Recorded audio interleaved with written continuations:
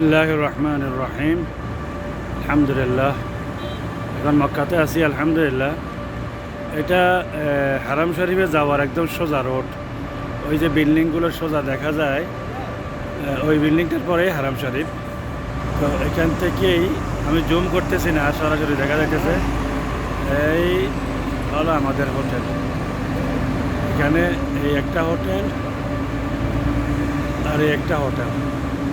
আমরা মাঝে মধ্যে এটাতে দেওয়া হয়, দুটো একই কোম্পানির। যখন এটাতে পাই এইটাতে থাকবে, আর এটাতে না পাই এটা থাকবে। জোড়া হোটেল দুটোটা একসাথে একটা লাগানো, দেখেন। এই এখন আমরা বর্তমানে এই হোটেলে আছি, এইটাতে আছি এখন আলহামদুলিল্লাহ। আর এতদিন আমরা এটাতে ছিলাম, এতদিন এটাতে ছিলাম।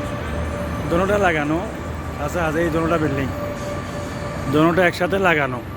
তাহলে মাঝে মধ্যে এটাতে থাকি, মাঝে মধ্যে এটাতে থাকি আমরা।